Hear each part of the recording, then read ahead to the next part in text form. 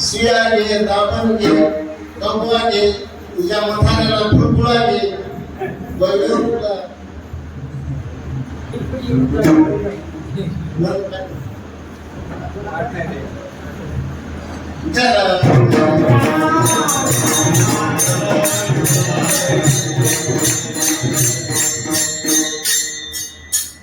तुकाराम महाराजांनी म्हणजे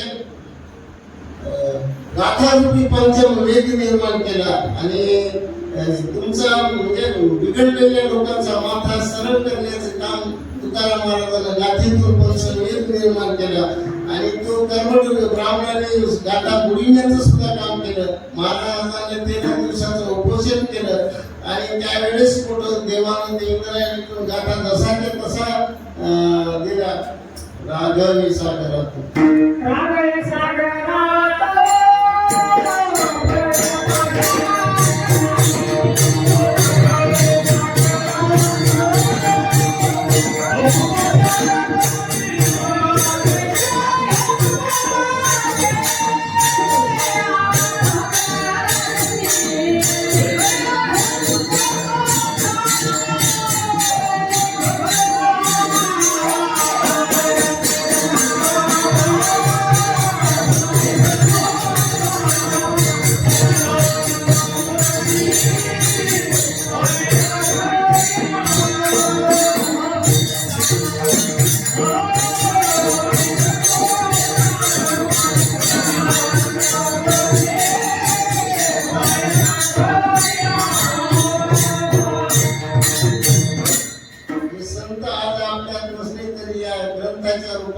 ते आज आपल्यामध्ये म्हणजे त्यांचे विचार जिवंत आहेत आणि ते ग्रंथ आपले किमान रोज वाचले पाहिजे ग्रंथ.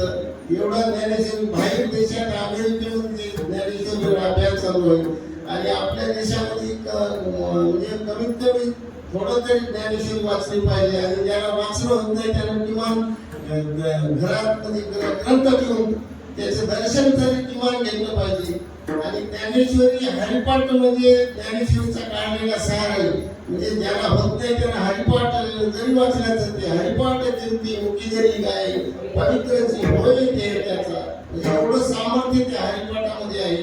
आणि आता ग्रंथ सर्वांच्या घरात असले पाहिजे. ज्या घरामध्ये ग्रंथ नाही त्या घराला अर्थ नाही.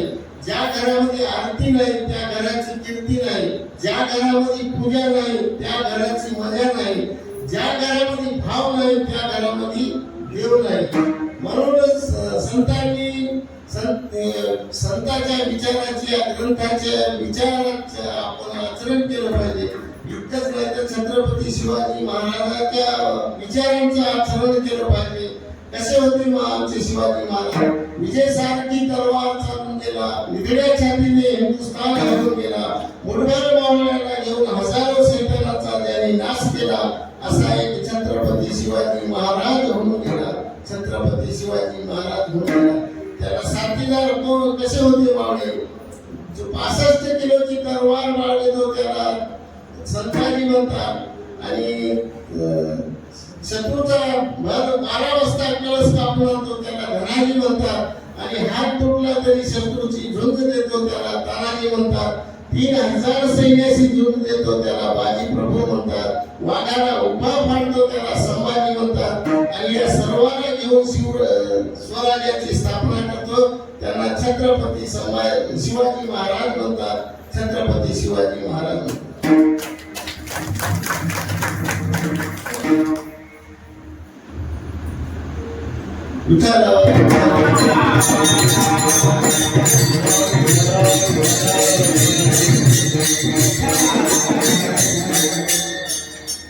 कीर्तनरूपी सेवक घेतलेला नाथ महाराजाचा. नाथ महाराज संत आहे, शांत आहे आणि श्रीमंतही आहे नाथ महाराज.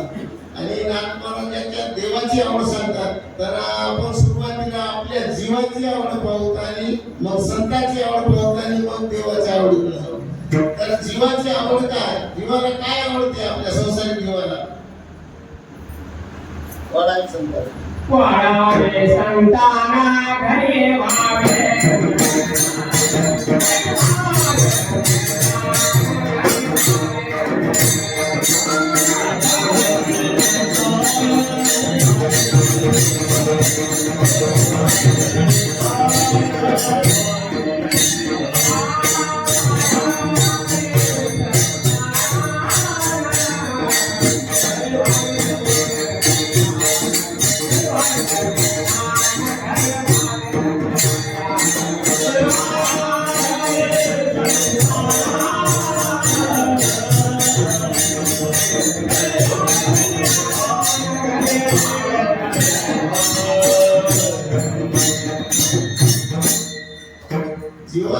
आवडते तर मुलगा झालेला, बायको मिळालेली, बंगला मिळाला, गाडी मिळाली, द्यावे खावे प्यावे हीच आस संसारी, म्हणजे संसारिक जीवाला हेच आवडते. पण या संसारामध्ये सुख कोणालाच नाही. जो देखे सो दुखिया बाबा सुखिया कोणी नाही. कबीर महाराज म्हणतात, राजा दुखिया प्रजा दुखिया दुखी बैरागी. जे ते आपापल्या परीनं दुःखीच आहे. या संसार नगरी पोकार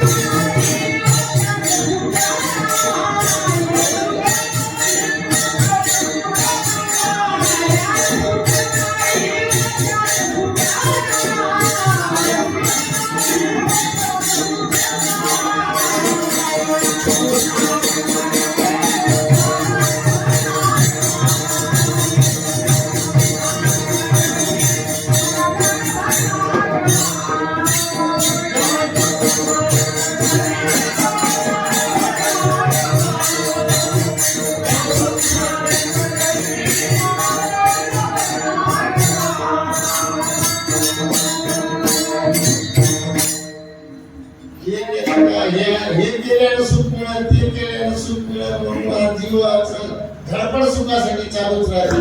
पण सुख कशातच मिळत नाही.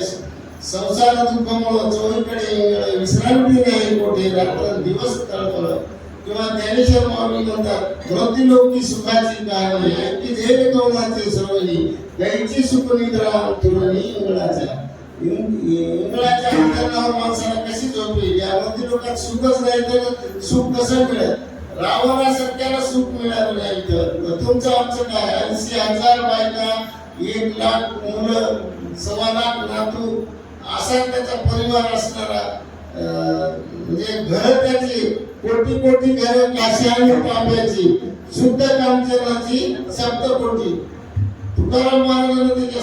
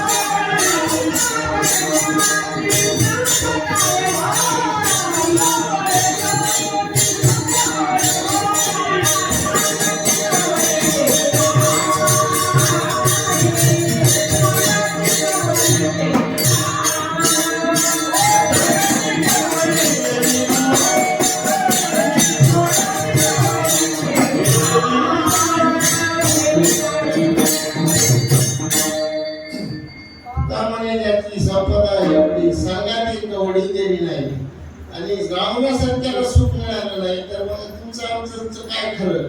तर त्याच्यासाठी मग साधकांनी विचारलं की महाराज मग आम्हाला काही सुखाचा मार्ग सांगा. खरं जर तुम्हाला सुख पाहिजे असेल तर महाराजांना सांगितलं, सुखाला मी करी सिद्ध.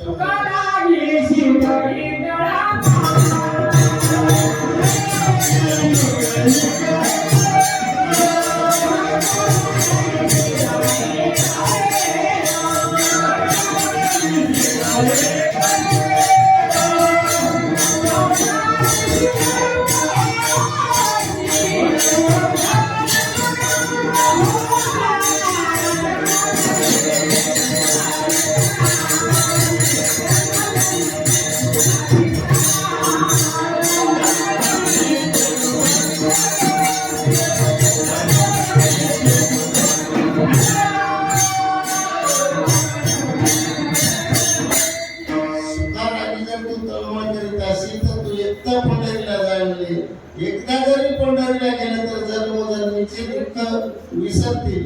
आणि त्या प्रत्येकाने एकदा जरी पंढरपूरला कोणी गेलं नसेल तर त्याने गेलंच पाहिजे पंढरपूरला. आल्यानो संसारा जावे पंढरपुरा. धीराचा सोयरा पांडुरंग वाट पाहिजे बा भेटीची आवडी कृपाळ होता तरी उतावळे. तो आपल्या भक्ताची वाट पाहतो भगवान, म्हणून पंढरपूरला गेलं पाहिजे. आणि आपल्याला सुख जर मिळवायचे तर पंढरपूरला गेल्यानंच सुख मिळते.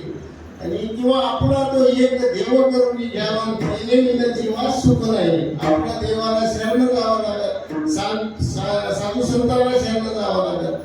देवाला शरण गेल्यानं काय होईल माऊली सांगतात, जो माझ्या होळे आलेले शरण दयाचे निवारिणी जन्म मरण शरणागता शरण मीचे. आणि संतांना शरण गेलं तर काय होईल, जे आपणासारी जे कविती नाही काय वेळ तयार आहे असे संत जगाच्या कल्याणा संतांच्या होती नाही कविती परोपकारी. संतांचे पायी माथा ठेविता संतांनी केले भेटे देव आपोआप. म्हणजे संतांच्या पायावर माथा टेकला तर देवाची भेट संतांकडून होते. आणि हरिप्राप्तीची उपाय धरावे संतांचे ते पाय. संतांविहीन प्राप्ती नाही ऐशी वेद देती गाई. म्हणून संतांना शरण जावं. आणि संत हे आपल्या जीवाला जाग करतात. उठा जागे वागे.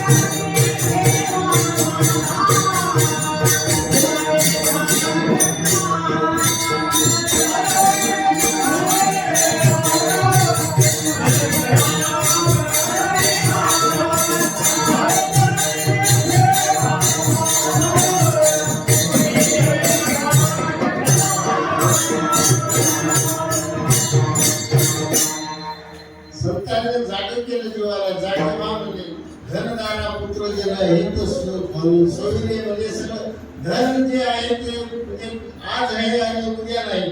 आणि धन म्हणजे जर धन जवळ असेल तर तुम्हाला सोयी जायला विचारतात. आणि आमच्या जवळच आहे म्हणतात. आणि त्याला जर गरीबी आली तर त्याला कोणी विचारित नाही. किंवा पत्नी सुद्धा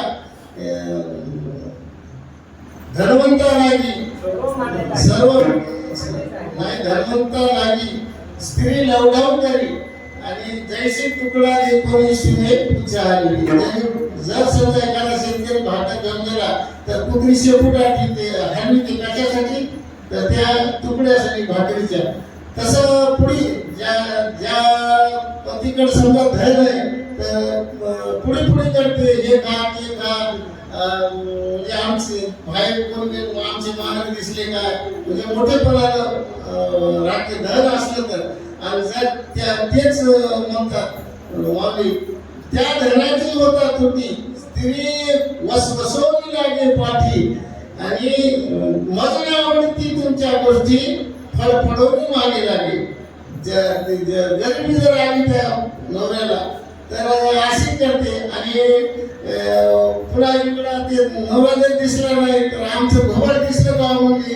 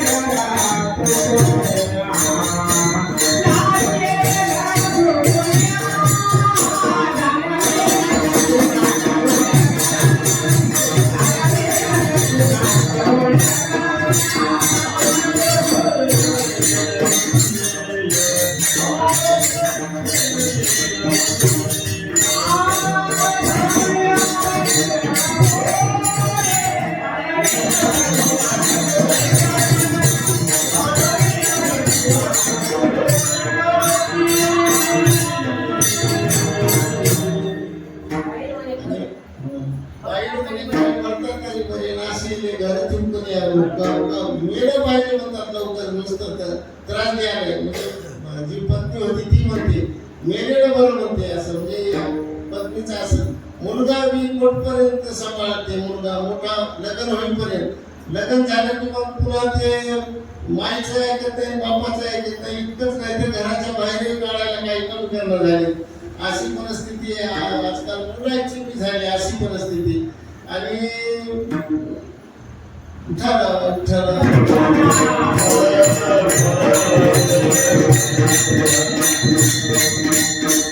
याच्यासाठी महाराज म्हणजे की आपण करा सोडवून संसार बंधन तोडावी. आणि आपलं जर हित जर पाहायचं असेल तर हित ते करावे, देवाचे चिंतन शुद्ध माने. आणि देवाला साधूला संताला शरण केलं पाहिजे. आता आपण संताची आवड पाहू. संतांना काय आवडते? आवड आहे पंढरी. आवडे पंढरी भीमा पांडुरंग. आवडे पंढरी भीमा पांडुरंग. आवडे पंढरी भीमा पांडुरंग.